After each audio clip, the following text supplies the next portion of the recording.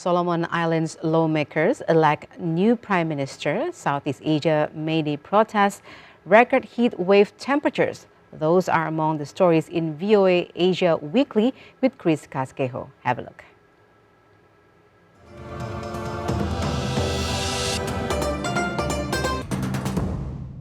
A Chinese journalist fled from Beijing to Berlin but still experiences harassment from China.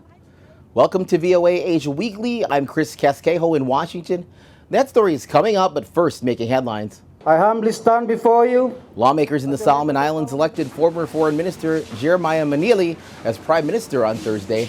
Analysts say he's expected to continue the pro-Beijing stance of outgoing Prime Minister Manasseh Sogavare, who withdrew from the race on Monday and endorsed Manili. They don't hesitate to use brute force to violate international law. The Philippines accused China of damaging its boats with water cannons in the disputed South China Sea early Tuesday. China defended its action, claiming the Philippine ships had intruded without permission. Both China and the Philippines claim Scarborough Shoal in the South China Sea as their own. Thousands of workers participated in May Day protests in cities across Taiwan, Indonesia, the Philippines, and South Korea, demanding wage increases, job security, and better working conditions. May Day falls on May 1st and is celebrated around the world as International Workers' Day. Much of Asia is in the grip of a severe heat wave that is shattering high temperature records. In Myanmar and the Philippines, authorities closed schools. Vietnam reported freshwater shortages, crops are drying up, and power grids strained. Experts say the cause of this extreme heat is this year's El Nino weather pattern, combined with higher than normal ocean temperatures. China's Shenzhou 17 craft carrying 3 astronauts landed safely in the Gobi Desert Tuesday. The 3 men spent 6 months on board China's Tiangong space station. They were replaced by a crew who will conduct experiments and teach classes to students back on Earth. The space station is part of China's ambitious space program that also includes a plan to land an astronaut on the moon by the year 2030. May 3rd marks World Press Freedom Day.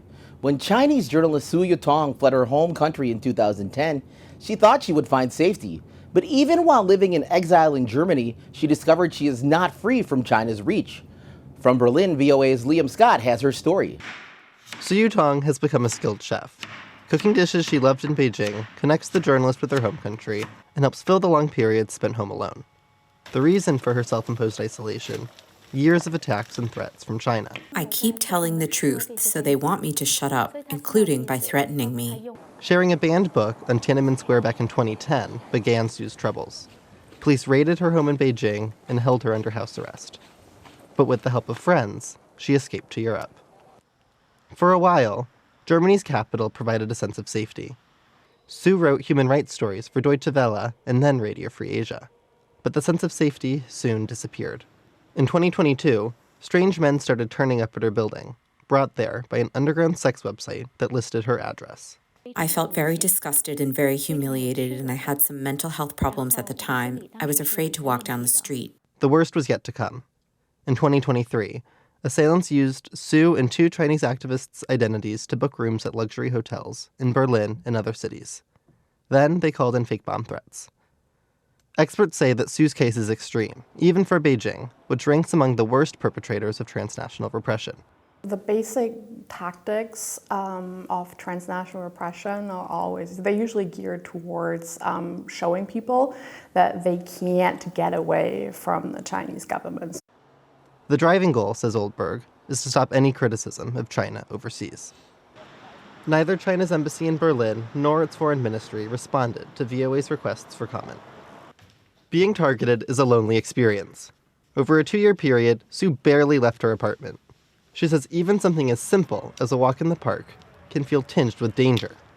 But now, Su says she feels less afraid. They didn't expect me to slowly come out of that shadow. I think they should be afraid, not me. They can't shut me up. Her life is fuller again, but Su's apartment is still sparse. After the 2023 incidents, police recommended she move. When she did, she left nearly everything behind, except the tools she needed to keep reporting. In one way, says Su, there's a sense of comfort in knowing that Beijing is scared too. If they weren't, Su believes, they wouldn't try so hard to silence her. Liam Scott, VOA News, Berlin. Thanks for watching VOA Asia Weekly.